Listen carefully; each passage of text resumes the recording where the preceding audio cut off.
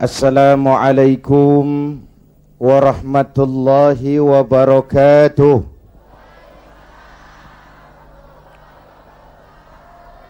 Alhamdulillah wassalatu wassalamu ala Rasulillah Sayyidina Muhammad ibn Abdullah wa ala alihi wa sahbihi wa mawalah, amma ba'du.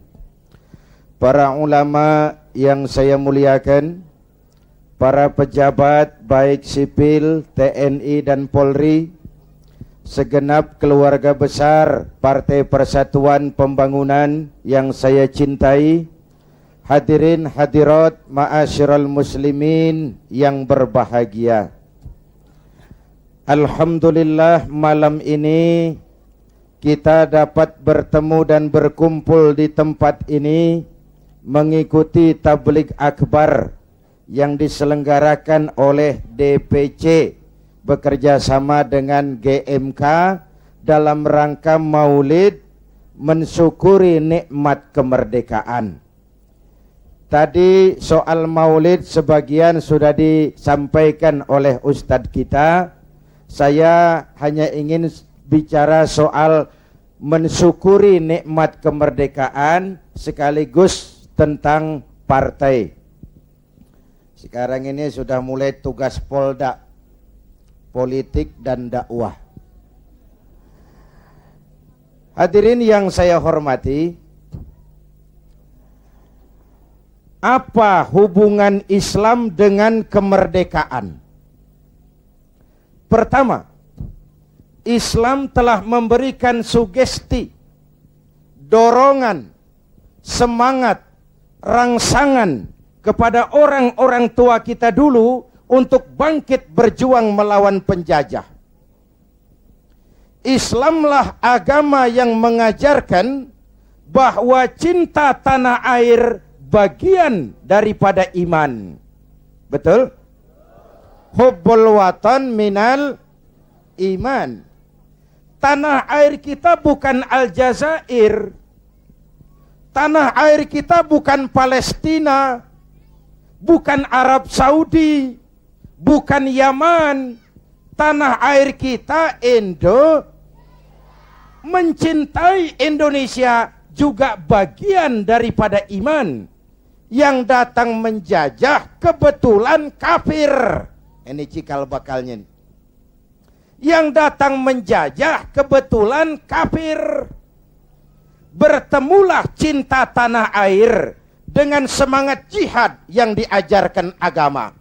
Maka bangkitlah para ulama dengan jamaahnya, kiai dengan santrinya, bahu-membahu bersama tentara berjuang melawan penjajah Belanda. Pernah lihat gambar Imam Bonjol? Pernah?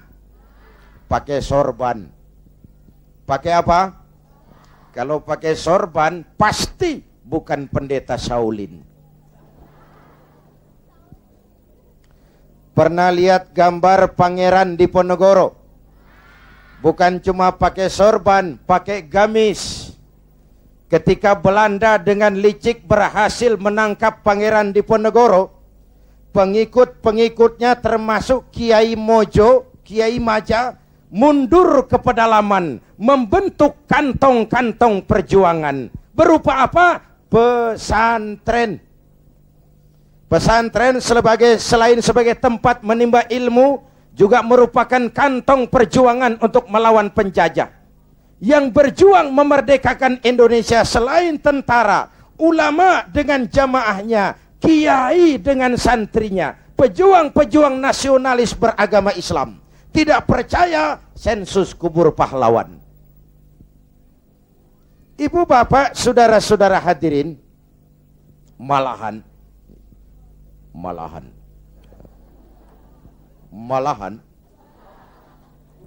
Bung Tomo, tokoh 10 November yang dikenal sebagai Hari Pahlawan, dalam satu pidatonya di Jakarta, saya ingat almarhum Bung Tomo pernah bilang begini. Ini pidato Bung Tomo, saya ulang. Andai kata tidak ada kalimat takbir, ini ucapan Bung Tomo, Andai kata tidak ada kalimat takbir, saya tidak tahu, kata Bung Tomo, dengan apa saya harus menggerakkan putra-putra terbaik bangsa untuk bangkit berjuang melawan penjajah. Begitu Allahu Akbar, semangat jihad menggelora. Belanda kecil, mati tiket ke surga. Coba pakai kalimat lain, enggak serem. Woi, perang, perang, malah mundur orang. Tapi begitu Allahu Akbar, kalimat ini refleksi dari nilai keyakinan. Ibu bapak, saudara hadirin yang saya hormati, ketika itu pilihan perjuangan cuma dua, merdeka atau mati. Betul? Orang-orang tua kita berjuang nggak mikirin nanti saya jadi bupati di mana kalau merdeka. Nanti saya dapat kursi apa kalau merdeka? Tidak. Ikhlas membela tanah air sebagai bagian daripada nilai-nilai keimanan. Dulu iman untuk merebut kemerdekaan. Sekarang iman untuk mengisi kemerdekaan. Ya Bu? Ya Bu? Apa?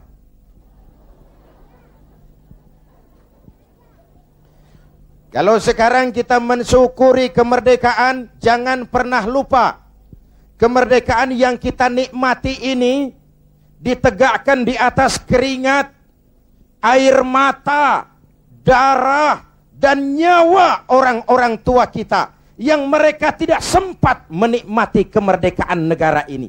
Jangan kotori darah mereka dengan togel, kata Ustadz tadi. Jangan kotori darah mereka dengan perbuatan tercela di atas republik tercinta ini. Jangankan adik-adik saya yang lebih muda, saya saja kalau ditanya, Saudara Zainuddin, apa jasamu dalam menegakkan kemerdekaan? Saya jawab, tidak ada.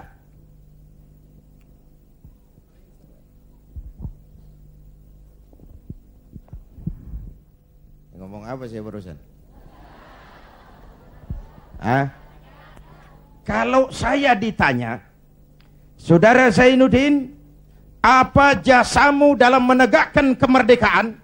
Saya jawab, tidak ada. Kenapa?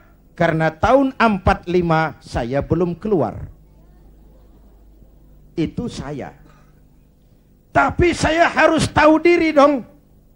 Kalau sekarang saya bisa minum air kelapa, itu karena orang-orang tua saya sudah nanam pohon kelapa. Betul?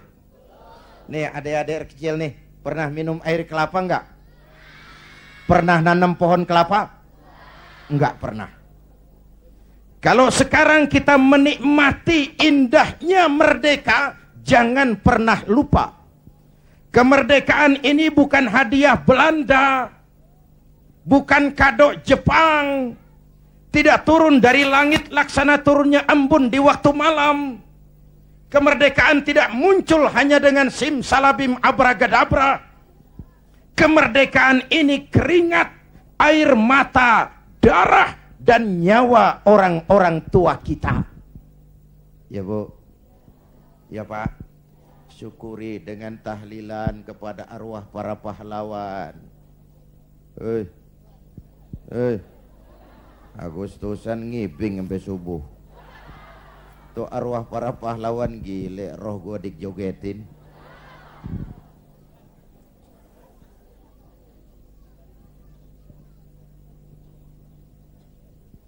Oke, dulu iman untuk merebut kemerdekaan, sekarang iman untuk mengisi kemerdekaan.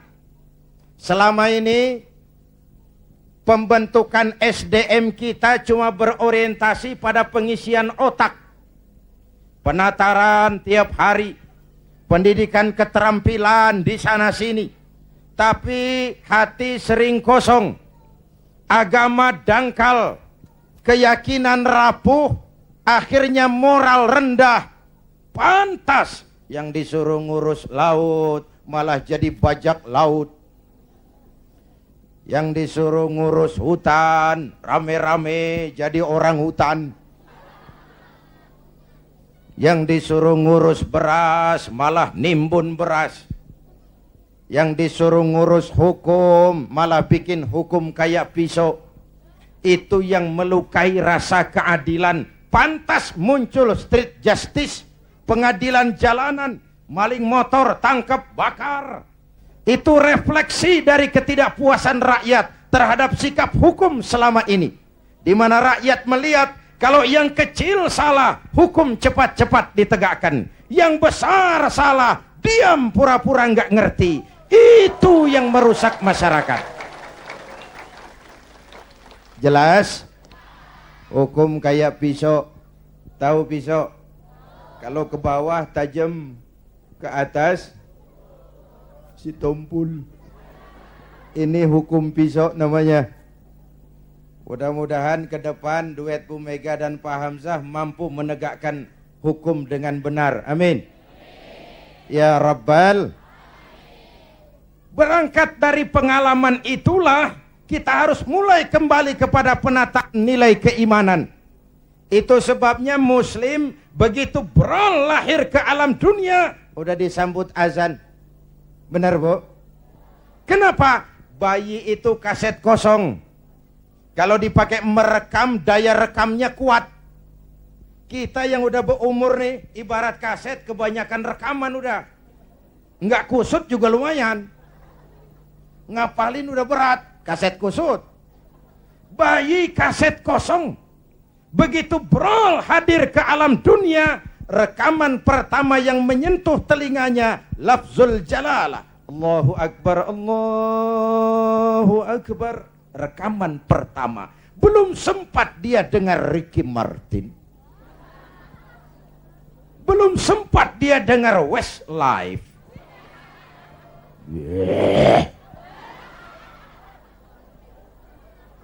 Kok tahu?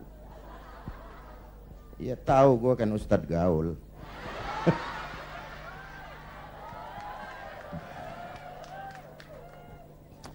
Suara pertama yang masuk telinganya Allahu Akbar, suara iman.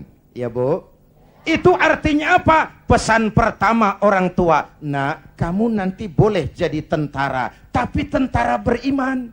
Kamu boleh jadi polisi, asal polisi beriman. Jadi pejabat, pejabat beriman. Jadi pedagang, pedagang beriman. Jadi petani, petani beriman. Jadi nelayan, nelayan beriman. Jadi teknokrat, teknokrat beriman. Jadi seniman, seniman beriman. Jadi artis, artis beriman. Jadi maling. Nggak ada, mana ada maling beriman. Kalau iman landasannya insya Allah aman. Betul? Dengan mensyukuri nikmat kemerdekaan, ayo kita mengadakan recovery terhadap sikap mental selama ini. Berangkat lagi dari nilai keimanan, jaga baik-baik, wariskan kepada anak-anak kita. Peristiwa kemarin, bulan kemarin, apa perubahan terjadi begitu cepat. Mulai dari digelarnya sidang istimewa, dicabutnya mandat Gus Dur, dikukuhkannya Bu Mega sebagai presiden, dipilihnya Pak Hamzah sebagai wakil presiden. Kalau kita berangkat dari nilai keimanan, maha benar Allah, wa tilkal ayyamu nudawiluha bainan nas. Hari itu kami putar di antara manusia. Ada saat datang, ada waktu pergi.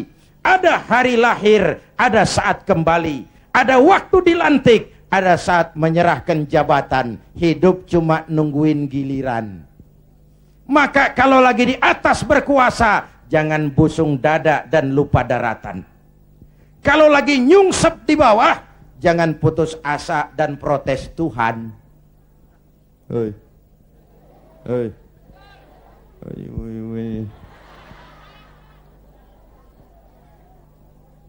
Ayo tetap husnuzon, baik sangka kepada Allah. Hidup cuma nunggu giliran. Jabatan bukan lagi kekuasaan dan fasilitas.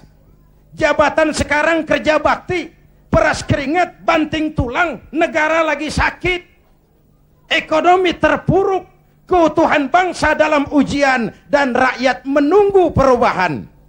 Betul? Betul? Kalau jabatan cuma dianggap kekuasaan, kalau jabatan cuma dianggap fasilitas, biasanya itu maling timba. Hei. Hei. Ini jabatan titipan, harta titipan, ilmu titipan. Namanya titipan kan sebentar.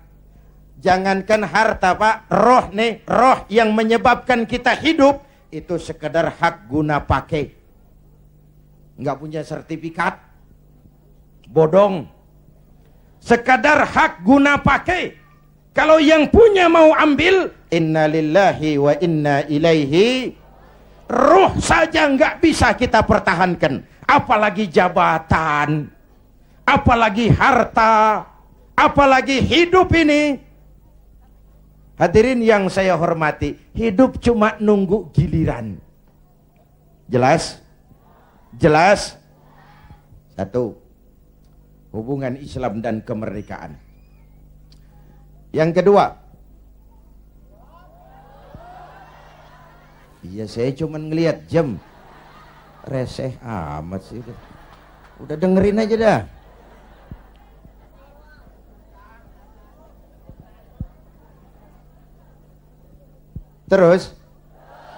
Terus menghina itu. Ini ustadz bukan tukang parkir. Terus.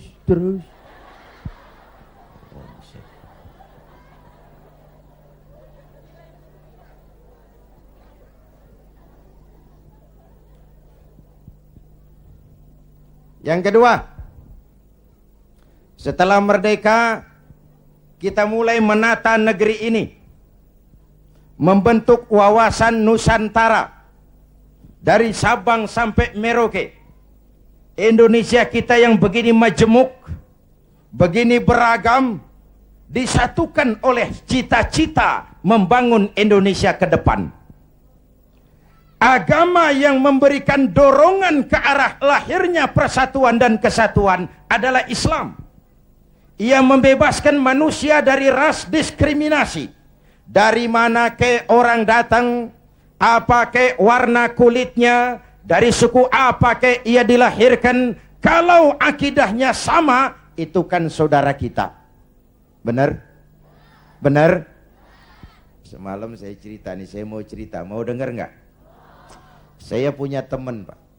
Teman saya ini doktor dari Harvard University, Amerika. Kenalan sama saya pada waktu saya berada di San Francisco.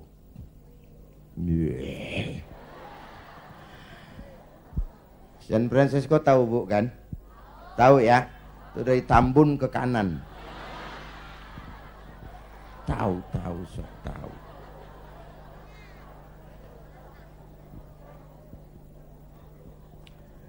Satu hari teman saya si dokter ini bilang, orang Amerika, bule, Mr. Zainuddin, ya, saya kagum dengan negeri Anda Indonesia. Giliran saya kaget.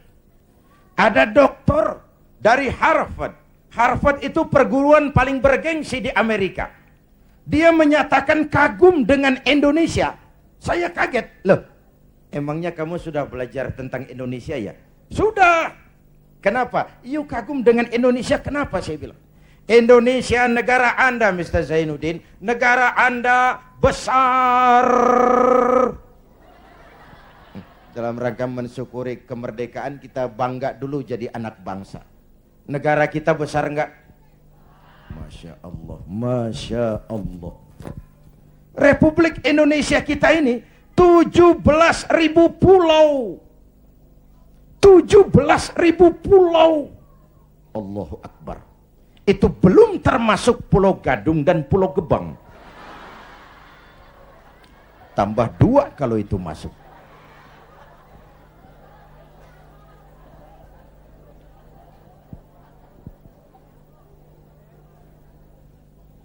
Buminya mengandung minyak, gas, batu bara, barang tambang lain. Lautnya kaya, hutannya kaya.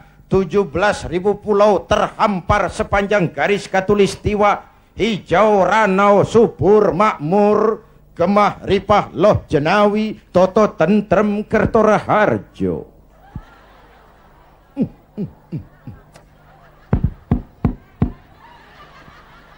Negara besar.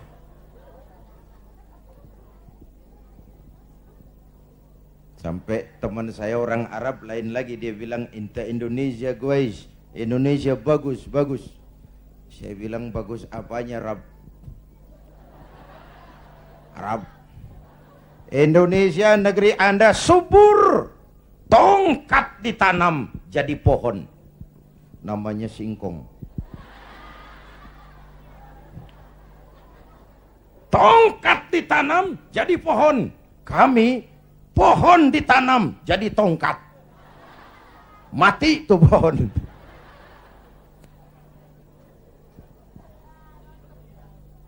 Negara besar. Terus apalagi yang kamu heran? Penduduk negeri Anda banyak. Kita rakyat Indonesia sekarang 210 juta. Itu SDM kita, itu aset kita 210 juta. Allahu Akbar. Konon menurut Keluarga Berencana Nasional, di Indonesia ini tiap 1 menit lahir 8 bayi. Cuma karena Indonesia luas nggak terasa. Coba jejer, serem. 1 menit 8 brol. Ini kan menyangkut sekolah yang harus kita siapkan, lapangan kerja yang harus kita sediakan, kesehatan yang harus kita pikirkan, pertumbuhan penduduk kan artinya itu. Pertumbuhan penduduk artinya lapangan kerja, sekolah, kesehatan. Ibu bapak hadirin yang saya hormati, negara besar, penduduk banyak, agama macam-macam. Ini faktor ketiga. Di Indonesia paling banyak agama. Selain Islam, ada Kristen, ada Hindu, ada Buddha, ada Shinto, ada agama Majusi, pengikut Zoroaster, ada agama Kaharingan di Kalimantan. Jawa Tengah masih banyak aliran kebatinan, kejawen, golongan eling. Yang penting percaya kepada Tuhan yang Maha Esa, berbudi luhur, berjiwa bersih, banyak-banyak bersamadi, menyadari tentang hakikat sangkan paraning dumadi, untuk mencapai manunggaling kaula Gusti.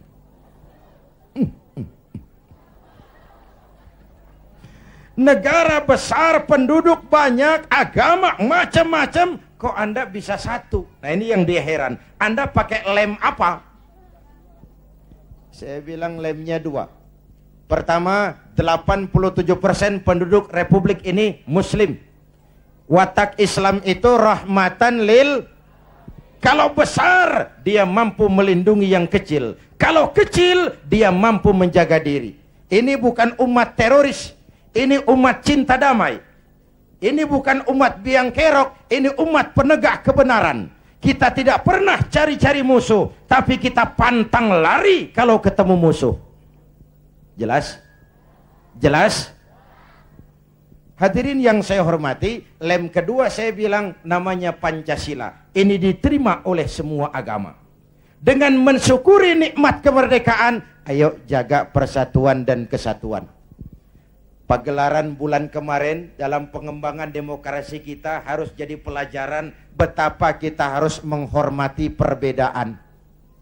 Jangan beda dianggap musuh. Kalau beda dianggap musuh, kapan kita mau dewasa? Kalau beda dianggap musuh, kapan kita mau berdemokrasi? Ayo rakyat kita dewasa, jangan terjebak fanatisme sempit. Saudara senang Zainuddin, boleh. Fanatik sama Zainuddin, jangan. Kalau buat Pak Zainuddin benar atau salah, saya bela dengan darah saya. Goblok. Yang benar belain, yang salah dandanin. Kalau salah dibenerin juga, kita menjerumuskan orang namanya. Ya Bu, ya Bu, ayo rakyat kita objektif. biar keluar dari dubur ayam. Kalau memang telur, ambil. Biar keluar dari dubur kiai. Kalau kuning, kabur. Jangan lihat kiainya, lihat yang merojol apaan. Akur? Akur? Ayo kita ambil pelajaran. Sekarang kalau para elit di atas masih suka pada bertengkar, kita rakyat nggak usah ikut-ikutan. Jadi penonton yang baik sajalah. Waktunya keplok-keplok. Namanya juga elit bang. Siang dia bertengkar, malam makan bareng di hotel. Kita di kampung udah pada ngasak golok. Urusan apa? Benar? Benar? Sebaliknya elit di atas juga kudu sadar dong. Seperti saya bilang, di mana-mana juga kalau kebo berantem sama kebo, yang rusak rumput. Kebo berantem sama kebo, yang rusak rumput. Pemimpin bertengkar sama pemimpin, yang bingung pengikut. Di mana-mana sejak dulu kalau kebo berantem sama kebo, yang rusak rumput. Maka kita menghimbau kepada para kebo. Ya ini ngikutin bahasa doang. Kita menghimbau kepada para kebo, berhenti dah berantem supaya rumput tumbuh subur. Amin. Ini kita nih rakyat kecil udah capek. 3 tahun terpuruk. Di atas namain. Dijadiin address. Padahal kita pan rakyat kecil tuntutan gak banyak-banyak amat. Si amat aja yang banyak.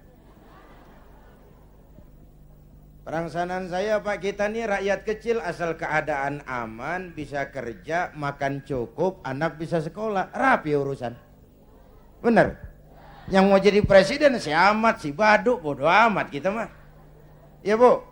Yang penting Pak, keadaan aman, bisa kerja, makan cukup, anak bisa sekolah, rapi udah. Ada rezeki dikit, kawin lagi. Umpamanya ini, umpamanya. Umpamanya saya bukan ngasih tahu, ngajarin.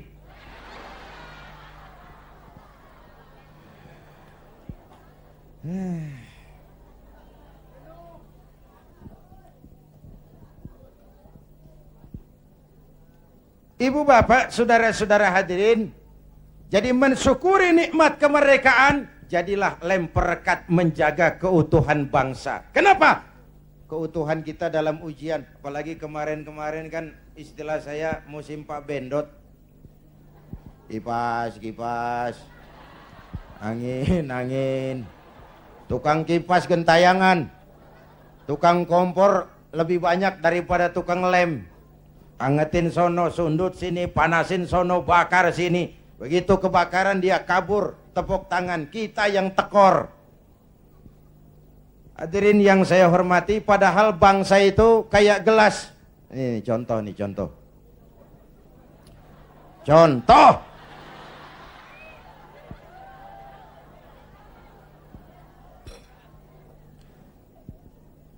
Bukan mau minum, contoh.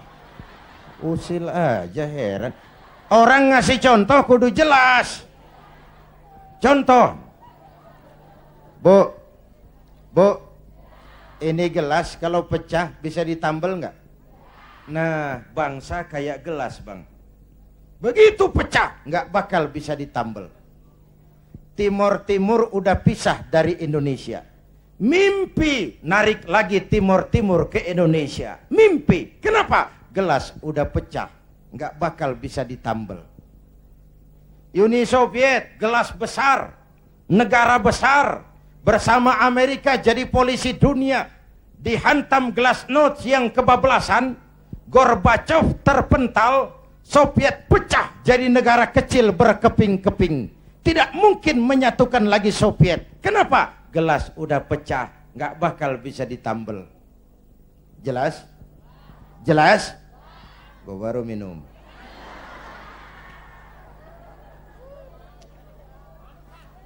Ya bagaimana aja orang nyari akal lah.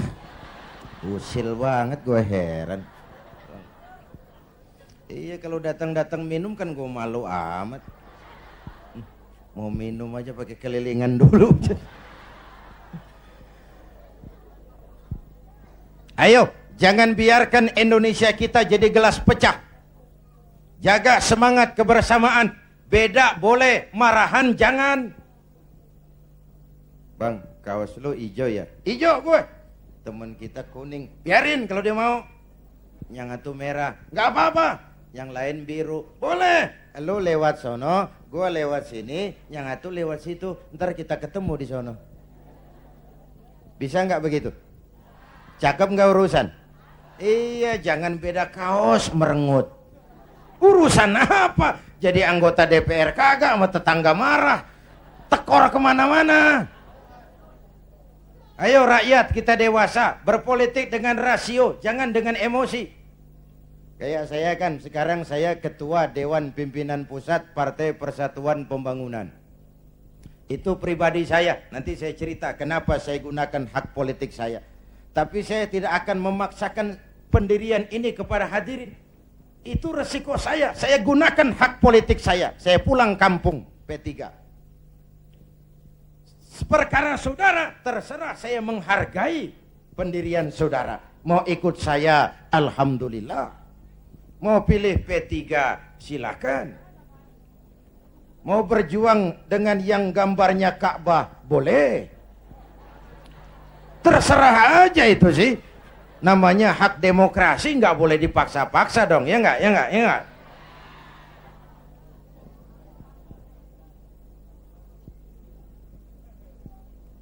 Jangan perbedaan dianggap permusuhan. Kerdil kita kalau beda dikit dianggap musuh.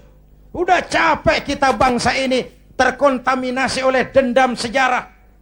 Di zaman Bung Karno, yang tidak sesuai dengan Bung Karno dicap kontra revolusi. Lalu Bung Karno jatuh, muncul Orde Baru. Bung Karno dianggap Orde Lama. Di zaman Orde Baru, yang tidak sesuai dengan Pak Harto dianggap Orde Lama.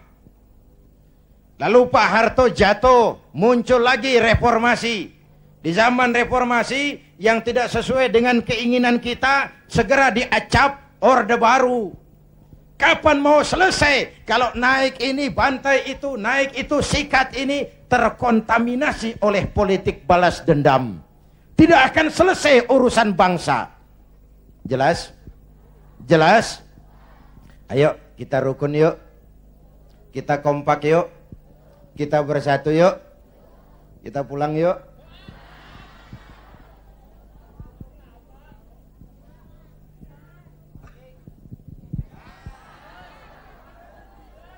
Sampai jam berapa nih? Jam 2. Jam 2. Lu ngundang apa ngontrak lu?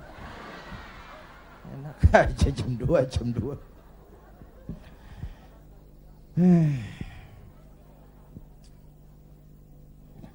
Malam ini saya hadir di sini. Saya nggak merasa sebagai tamu. Saya hanya keluarga datang dan bicara di tengah keluarganya. Bahwa saya lahir di Kebayoran, itu sih kebetulan. Saya nggak mesen. Terima jadi mau bilang apa? Belum lama di Sumatera Utara, di Medan, satu tabligh akbar saya bicara di tengah keluarga besar suku Mandailing, Batak. Saya diulos, dikasih pakaian kebesaran, diangkat jadi warga Mandailing. Saya dikasih gelar Lubis. Zainuddin MZ Lubis. Saya maulid lagi ke Makassar bersama nelayan-nelayan Bugis. Mereka bikin acara gebyar maulid tradisional Bahari 2000. Kumpul tokoh-tokoh Bugis. Saya dipakein pakaian kebesaran, pakai badik. Saya diangkat lagi jadi warga Bugis oleh wali kota Makassar. Saya dikasih gelar Daeng Tojeng. Tojeng artinya yang benar. Daeng semacam Raden. Kalau dikumpulin nama saya udah lumayan panjang. Haji Daeng Tojeng. Zainuddin MZ Lubis. Saya cuma mau bilang inilah Indonesia kita. Begini majemuk, begini beragam. Walaupun bineka, kita tetap tunggal. Nah, bagi kita umat Islam sudah dididik di masjid. Masya Allah, di daerah kita masjid saya bangga. Selalu penuh dengan sholat berjamaah. Terutama subuh.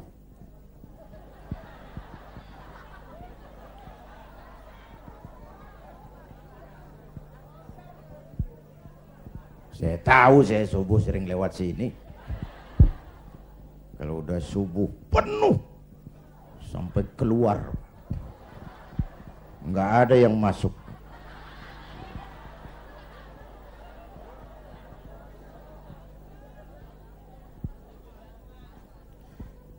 Ayo ke masjid. Pertama, siapapun masuk masjid, copot sandal, buka sepatu. Betul? Bicara demokrasi, mau bicara reformasi, mau bicara soal keadilan, rohnya satu. Jangan ada warga negara kelas 1 di republik ini. Semua sama di hadapan hukum. Siapapun masuk masjid, copot sandal, buka sepatu. Lurah masuk masjid, buka sepatu, rah. Camat masuk masjid, buka sepatu. Mat. Gubernur masuk masjid, buka sepatu. Nur. Presiden masuk masjid, buka sepatu.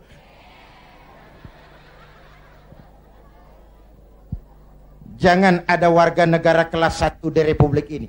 Ini cikal bakal demokrasi, reformasi dan keadilan. Negara rusak kalau sudah banyak warga negara kelas 1. Sudah copot sendal? Sudah, Pak. Sudah buka sepatu? Sudah. Ayo masuk ke dalam masjid. Kalau sudah masuk ke dalam, ibu bapak lihat. Yang datang dari sebelah kidul, madhab ngulon, Bang. Yang datang dari sebelah timur, madhab ngulon, Bang. Yang datang dari utara, madhab ngulon, Bang. Yang datang dari sebelah kulon, madhab ngulon. Masya Allah, jiwa masjid. Bukan soal dari mana orang datang, tapi satu arah menghadapmu. Kau boleh Sunda, kau boleh Jawa, kau boleh Batak, kau boleh Ambon, kau boleh Bugis, kau boleh Aceh, kau boleh Padang, kau boleh Melayu, kau boleh Dayak, kau boleh Madura, kau boleh Betawi, tapi kita satu nusa, satu bangsa, satu. Yuk kita rukun yuk. Kita kompak yuk. Lidih juga, Bang, lidih tahu lidih. Lidih biar gede banget, kalau sendirian laler kagak mati. Bener. Tapi biar lidih kecil-kecil, kalau digabung sama lidih yang lain, diikat jadi satu, sapuh namanya, jangan laler, anjing juga gempor.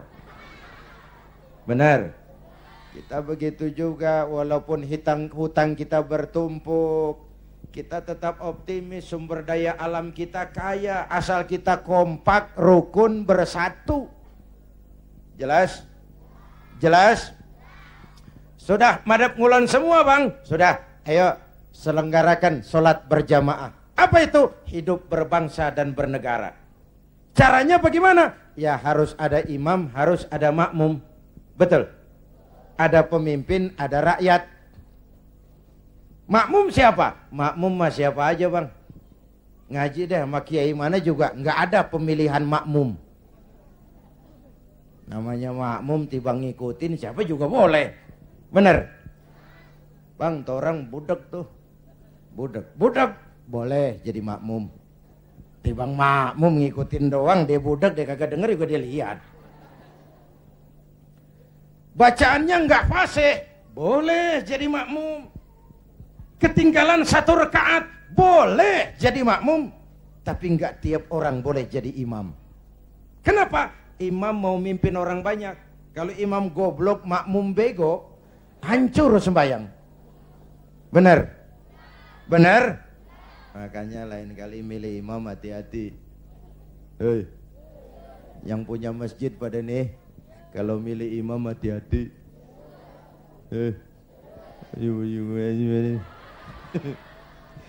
Saya pesan yang pada punya masjid, kalau milih imam hati-hati.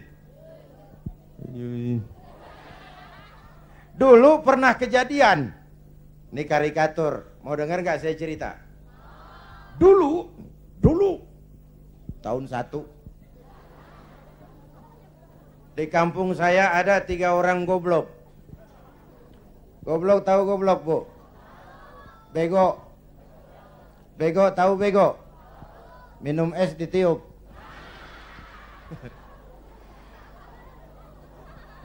Dia kira ngebul panas kali. Ini 3 orang goblok sholat di musola. Musolanya udah tua, atasnya pagar, banyak tikus. Atau jadi imam, 2 jadi makmum. Waktu tahiyat, at-tahiyatul mubarakatus salawatut tayyibatu lillah. Baru sampai atta, tikus jatuh. Pas di depan imam. Gede, botak. Profesor tikus. Imam lantaran kaget mau at-tahiyatul atta, tikus jatuh. Rusak enggak sholatnya? Batal enggak? Kalimataini mutatabi'aini, 2 kalimat berturut-turut batal sholat. Temennya yang jadi makmum maksudnya mau negor, Pak. Bagus maksudnya mau negor. Tapi karena goblok, enggak ngerti konstitusi, enggak ngerti mekanisme bagaimana cara negor imam, nyolek. Lagi sembahyang nggak boleh ngomong gitu. Sudah berapa yang batal? 2. Yang 1 kan mestinya selamat. Nyaut. Untung gue diem aja. Dia ngobrol bertiga.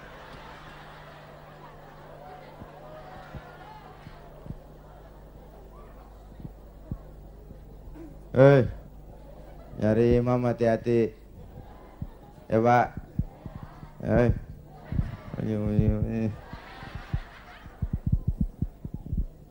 Itu sebabnya kalau sudah ada imam yang diajarin imam dulu. Pesan Nabi apa? Idza amma ahadukumun nas falyukhaffif.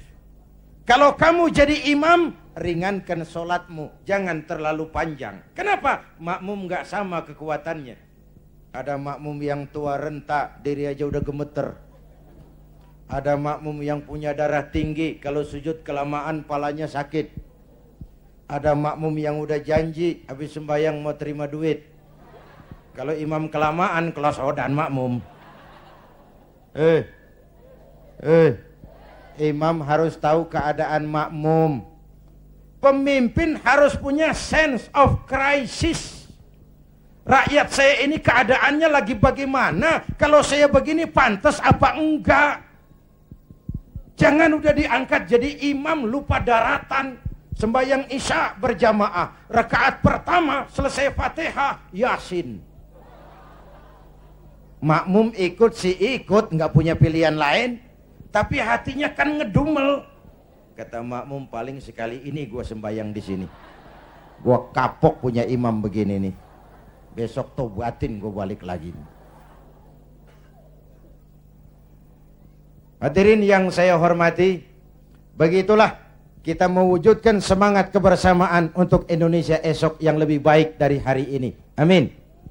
Ya Rabbal, mensyukuri nikmat kemerdekaan dengan semangat menjaga nilai-nilai kebersamaan, persatuan, kesatuan, kerukunan, dan kekompakan. Lalu yang ketiga, hubungan Islam dan kemerdekaan. Setelah merdeka, membentuk wawasan Nusantara, kita mulai membangun. Bung Karno menyebutnya pembangunan semesta berencana. Pak Harto menyebutnya pembangunan manusia seutuhnya. Apapun namanya, tapi ini refleksi dari keyakinan. Walaupun Indonesia bukan negara agama, tapi pasti Indonesia negaranya orang beragama. Maka orientasi pembangunan tidak cuma dunia, tapi juga akhirat. Betul? Ini semua nih calon-calon jenazah.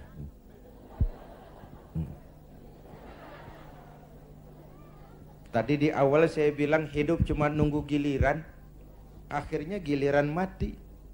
Betul? Cuma kapan mati itu yang kita nggak tahu. Apakah nanti ibu-ibu duluan, saya belakangan? Kita nggak tahu, itu rahasia Allah. Mungkin juga malah saya yang belakangan, ibu-ibu duluan. Kita nggak tahu, itu rahasia Allah. Betul? Betul? Karena itu, dengan mensyukuri nikmat kemerdekaan, mari kita isi kemerdekaan ini membangun dunia, tapi untuk kepentingan akhirat. Ya Bu? Ya Pak? Ayo kita kompromi kepada Allah dengan memasyarakatkan istighfar, mengistighfarkan masyarakat. Kita memang rakyat kecil, tapi jeritan batin rakyat kecil, nurani rakyat kecil, mampu menggoyang aras. Hadirin yang saya hormati, hanya dengan wujud keseimbangan seperti itu, ada hidup sesudah mati, ada akhirat sesudah dunia, kita bisa berharap mencapai fid dunya hasanah wa fil akhirati hasanah. Ibu bapak hadirin, ini sekelumit tentang mensyukuri nikmat kemerdekaan. Nah sekarang saya mau bicara soal partai, karena yang ngadakan ini DPC P3.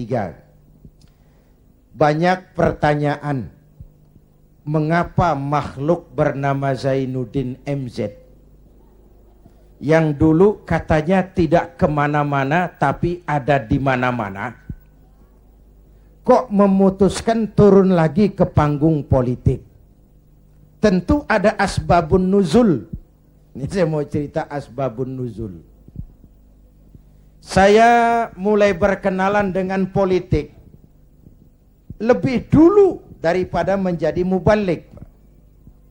Tahun 71 saya sudah ikut politik praktis. Waktu itu saya jadi juru kampanye Partai Nahdlatul Ulama, pemilu pertama di zaman Pak Harto yang diikuti oleh 11 partai. Ini historisnya nih. Tahun 74 terjadi fusi 4 partai Islam, NU, Parmusi, PSII, Perti, melebur jadi satu. Terjadi fusi, lahirlah Partai Persatuan Pembangunan. Asasnya Islam, lambangnya Ka'bah, hasil istikharah Hadratus Syekh Kiai Haji Bisri Samsuri, Rais Suriah Nahdlatul Ulama waktu itu, yang adalah kakeknya Kiai Haji Abdurrahman Wahid. Maka pemilu tahun 77 dan 82, selain duduk di MPC, saya tetap kampanye buat Partai Persatuan. Duet sama Haji Roma Irama waktu itu, di zaman galak-galaknya Golkar. Tahun 77-82 Bu, kalau berangkat kampanye itu pamitnya pamit mati. Itu zaman-zaman Amir Mahmud, Amir Murtono, dan amir-amir lain itu. Nyawa taruhannya, padahal calon anggota DPR bukan, apalagi calon menteri, digaji kagak. Itu yang namanya panggilan jiwa. Karena partai ini asasnya Islam, tujuannya amar ma'ruf nahi munkar, untuk kemaslahatan bangsa dan negara. Kenapa? Negara ini kan kayak kapal Bang, kapal laut. Orang naik kapal laut kelasnya nggak sama. Ada yang di dek kelas 1, kelas 2, ada yang kamarnya di bawah. Kalau yang dapat kamar di bawah perlu air, dia kudu ke atas. Lewat tangga, jalan jauh, capek, keringetan. Potong kompas. Ngapain gua ke atas jauh-jauh, air dekat banget, cuman dibatasin dinding kapal. Gua bor aja nih kapal nih. Ntar air masuk kamar-kamar gua udah bayar pakai duit gua, yang ngebor juga gua, orang lain jangan ikut campur. Kalau didiemin kapal dibor, bocor enggak? Mula-mula sedikit, makin lama makin banyak, makin sulit dikendalikan. Akhirnya kapal miring, tenggelam. Kalau kapal tenggelam, yang mati yang ngebor doang. Seluruh penumpang kapal ikut tenggelam karena satu ngebor. Negara kayak kapal, korupsi, KKN, maksiat, munkarat, kebatilan, kezoliman, ketidakadilan, itu ngebor. Ngebor kapal, bocorin kapal. Di masyarakat juga begitu, kadang-kadang temen ditegur ngotot. Biarin aja, yang mabok gue, yang beli minuman gue mabok di rumah gue, kenapa lu pusing? Yang judi gue, pakai duit gue, kenapa lu pusing? Yang zina gue, kenapa lu ribut? Iya, yang judi lo, yang mabok lo, yang zina lo, tapi judi, mabok, zina, maksiat, mas. Kalau ini negeri kebanyakan maksiatnya, Allah marah, turun gempa bumi, yang mampus bukan elu doang, monyong.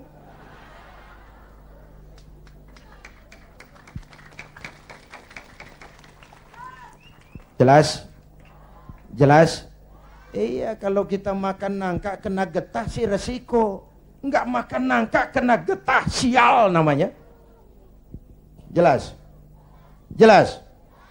Nah, singkat cerita, lalu tahun 83, 84 diundangkan asas tunggal Pancasila. Golkar makin tirani, makin otoriter. Tidak boleh lagi ada ormas dan parpol yang asasnya Islam. Kalau tidak mau terima asas tunggal, bubar. Maka dengan berat hati waktu itu P3 menerima asas tunggal Pancasila daripada dibubarin. Lambangnya berubah jadi bintang. Betul? Masih ingat? Saya protes waktu itu kepada guru saya, Hadratul Mukarram Kiai Haji Dr. Idham Khalid. Ini nanti soal silsilah, Pak. Beliau salah seorang pendiri P3, termasuk presiden pertama Partai Persatuan. Pak, kenapa diterima asas tunggal Pancasila? Kita harus melepas asas Islam, kan rugi. Beliau senyum, apa kata beliau? Zainuddin, ibarat warung, kita sekarang nggak boleh dagang nasi uduk. Biarin aja dagang pisang goreng dulu. Sebab kalau kita dagang nasi uduk juga, warung digusur. Biarlah dagang pisang goreng dulu, yang penting masih punya warung. Nanti kalau keadaan aman, kita dagang lagi nasi uduk. Nah, Masya Allah, orang tua bijaksana. Tapi saya sudah kadang frustasi. Apa artinya lagi berpolitik kalau asasnya tidak Islam? Maka sejak tahun 84, saya mengundurkan diri dari panggung politik. Saya konsentrasi penuh kepada dunia dakwah. Ketika itulah lahir prinsip, saya tidak kemana-mana, tapi saya ada di mana-mana. Itulah politik dakwah. Itu politik dakwah. Kenapa? Waktu itu Golkar kejam, Pak. Tidak boleh ada bunga indah tumbuh di luar istana. Tidak boleh ada bunga indah tumbuh di luar istana. Maka saya harus ngatur strategi supaya saya bisa dakwah ke sana dan kemari. Saya lahirkanlah prinsip tidak kemana-mana, tapi ada di mana-mana. 97, ini cerita singkat. Mulai terjadi krisis moneter. Rupiah kita anjlok, dolar naik ke langit. Iya, Bu? Iya, Bu? Dari 2.500 dolar sampai 17.200, bagaimana enggak kolab? Akibat krisis moneter muncul yang lebih makro, krisis ekonomi. Sampai sekarang kita masih ngerasain.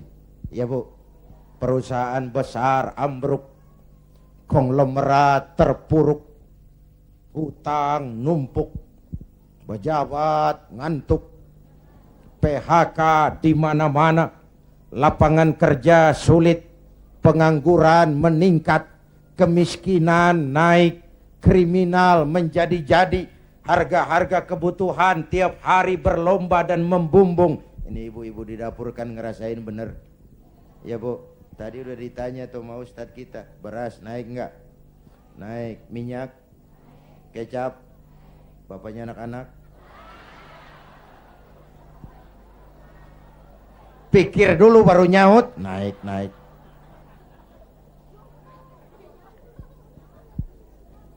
Biaya hidup makin tinggi, beban hidup makin berat. Masya Allah di Jakarta bang sekarang kencing aja gope. Bener, kencing gope. Teman saya ngasih duit ribuan gak ada kembaliannya, disuruh kencing lagi. Orang udah tiris bagaimana ngeluarinnya. La haula wa la quwata illa billah.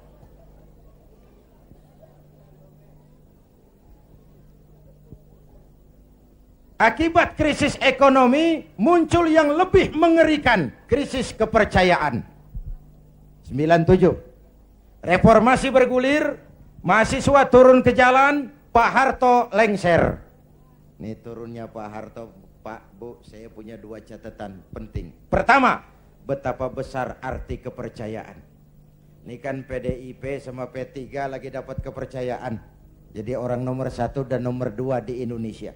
Nyari kepercayaan berat, menjaga kepercayaan lebih berat. Kalau dipikir-pikir Pak Harto kok bisa turun?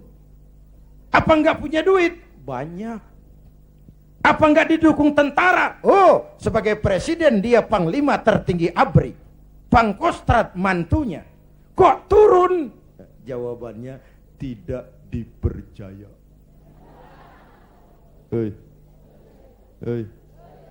Tidak dipercaya. Nih pelajaran nih. Enggak punya duit bisa minjam. Enggak punya beras bisa minta. Enggak dipercaya turun. Betul? Luar biasa kepercayaan itu. Ibu-ibu dari sore mau duduk besini, enggak minum, enggak makan, kan karena percaya sama saya. Bener? Entah lo nggak percaya, gue bacok lo. Bener Bu, kepercayaan penting. Orang kayak Saddam Hussein, orang kayak Muammar Gaddafi, orang kayak Fidel Castro, secara ekonomi diembargo habis-habisan oleh Amerika, dikucilkan dari pergaulan internasional. Tapi Saddam tetap mimpin Irak, Gaddafi tetap mimpin Libya, Castro tetap mimpin Kuba. Kok bisa? Rakyat percaya sama pemimpinnya. Hei, rakyat percaya. Rakyat percaya. Ya Bu? Ya Pak? Kalau nggak dipercaya udah berapa dah? Ini. Itu catatan pertama. Catatan kedua, dengan segala kelebihan dan kekurangannya, Pak Harto masih menjaga keutuhan bangsa. Ya udah, kalau nggak dipercaya saya turun. Nggak usah sidang istimewa, ongkosnya mahal. Pak Harto juga nggak nakut-nakutin rakyat. Ntar kalau saya turun Jawa Tengah merdeka. Enggak. Pak Harto juga nggak ngumpulin pendukung. Kalau mau masih banyak pendukungnya. Tapi keutuhan bangsa lebih penting daripada kepentingan pribadi. Itu sosok negarawan. Jelas? Turun Pak Harto, naik Pak Habibie. Habibie ini menurut saya the right man in the wrong time. Pemimpin yang baik tapi muncul pada waktu yang salah. Kenapa? Pak Habibie berhasil menekan dolar dari 17.000 ke 6.000. Itu prestasi ekonomi. Orangnya demokrat, kalau dihujat senyum. Dia masuk gedung DPR, dia senyum. Waktu laporan pertanggungan jawabnya ditolak oleh DPR dengan suara beda cuman puluhan, apa komentarnya? Sambil senyum dia bilang, it's over. Kalau laporan saya ditolak, selesailah saya sampai di sini. Dia tidak maju lagi sebagai calon presiden, padahal masih punya hak mencalonkan diri. Kenapa? Itu namanya tahu diri. Kalau orang udah kagak demen, udah. Muka badak.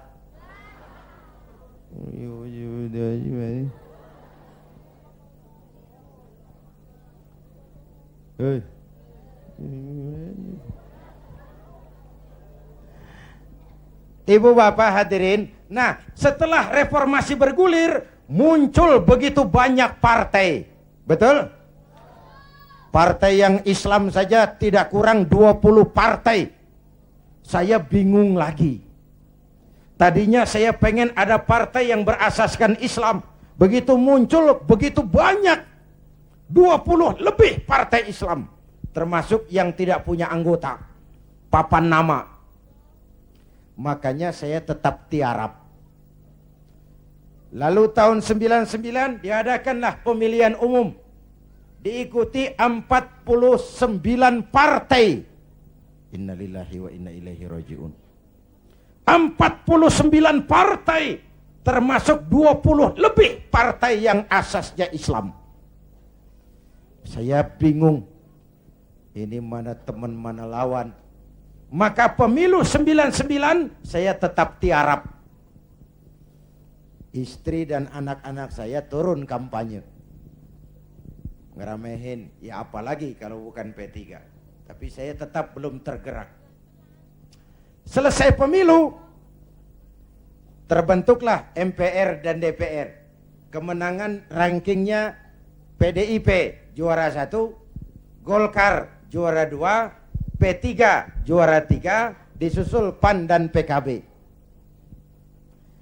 Menjelang sidang umum itulah saya kepada sekretaris minta dihubungkan untuk bicara dengan Pak Hamzah Has. Tolong, saya mau bicara sama Pak Hamzah. Bicara lewat telepon. Akhirnya kata Pak Hamzah, begini sajalah, kalau Kiai mau ketemu saya, jangan Kiai ke rumah saya, biar saja saya saja yang ke rumah Kiai. Maka Pak Hamzah Has pun datang ke rumah saya. Belum wapres waktu itu, Pak. 3 kali pertemuan di rumah saya bilang, Pak Hamzah, saya ini merasa berdosa. Kenapa partai Islam kok cuma juara ketiga? Kenapa partai Islam tidak diminati oleh orang Islam sendiri? Analisisnya macam-macam. Mungkin ada yang tidak mengerti kalau agama dan politik tidak terpisah. Mungkin ada yang berpaham sekuler, Islam yes, partai Islam no. Mungkin juga karena kita tidak bisa menjual program-program kepada rakyat yang menyentuh kehidupan rakyat. Saya memutuskan saya mau pulang kampung, Pak. Pak Hamzah, alhamdulillah saya bersyukur, inilah permohonan saya kepada Allah selama ini. Tapi saya bilang tolong jangan diumumkan, Pak. Ini mau sidang istimewa, sidang umum. Nanti dikira saya mau cari popularitas, dikira saya mau cari jabatan. Tidak, saya jadi apa itu tidak penting. Yang penting saya bisa ikut membesarkan partai yang berasaskan Islam. Itu saja niat saya. Hadirin yang saya hormati, kemudian saya diangkat jadi ketua Majelis Pertimbangan Lajnah Syura Ulama'il Ka'bah. Lalu ketika Rakernas, lahirlah rekomendasi, saya ditempatkan sebagai salah seorang ketua Dewan Pimpinan Pusat Partai Persatuan Pembangunan. Jadi saya bilang selama ini saya dakwah, ya ayyuhalladzina amanu dkhulu fis-silmi kafah. Hai orang-orang beriman, masuklah ke dalam Islam secara utuh. Jangan masuk Islam separuh-separuh. Kalau Islam katamu, Islamlah cara kau berdagang, Islamlah cara kau bertetangga, Islamlah cara kau berumah tangga, Islam jugalah cara kau berpolitik. Jangan masuk Islam separuh-separuh. Ya Bu, ya Bu, Bu, jawab yang jujur. Kalau masuk separuh-separuh enak enggak? Tuh kan ngeres aja kan pikiran. Tetapi saya tetap pada orbit saya. Saya tidak akan meninggalkan tugas dakwah. Dan saya bersyukur, sekalipun saya terjun kembali ke dunia politik, dakwah saya tetap berlangsung. Undangan nggak kurang, malah makin sibuk ngatur. Saya bersyukur, ya Allah, kalau begitu mudah-mudahan umat bisa menerima saya pulang kampung. Dan kalau sekarang P3 pada kabinet ini mampu meraih wakil presiden, kenapa tidak pemilu tahun 2004 kita raih kursi presiden? Asal konstitusi, kan sah saja orang punya cita-cita toh. Nah sekarang partai gurem yang kagak dapat suara aja pada minta kursi menteri. Ini tukang kursi lagi laris nih. Partai gurem yang kagak dapat pemilih pakai minta kursi juga, emang urusan apa? Kursi laku banget. Dianggap kapling pembagian rezeki. Innalillahi. Ini kerja bakti. Peras keringat, cuci piring. Negara lagi bangkrut. Indonesia lagi sakit. Ibu Pertiwi meratap berlinang air mata. Kau cuma pada mau cari rezeki, maling tembak lagi tuh. Negara makin terpuruk. Ibu bapak hadirin yang saya hormati, karena itu kita doakan Bu Mega dan Pak Hamzah mampu melaksanakan amanat rakyat. Amin. Ya Rabbal Alamin. Dan kita semua rakyat tetap menjaga kebersamaan, persatuan, kerukunan, dan kekompakan. Perbedaan jangan dianggap permusuhan. Justru ciri demokrasi kemampuan memanage konflik, bukan menghilangkan konflik, tapi memanage konflik menjadi kekuatan untuk membangun ke depan. Hadirin, inilah sekelumit yang dapat saya sampaikan malam ini. Mudah-mudahan baik mensyukuri kemerdekaan maupun kehadiran saya di partai menjadi jelas adanya. Bukan karena target pribadi, tapi karena inginan memberikan kontribusi yang lebih real kepada umat, bangsa, dan negara tercinta ini. Terima kasih atas segala perhatian. Mohon maaf atas segala kekurangan. Jumpa lagi di lain kesempatan. Usikum wa nafsi bitaqwallah. Wassalamualaikum warahmatullahi wabarakatuh.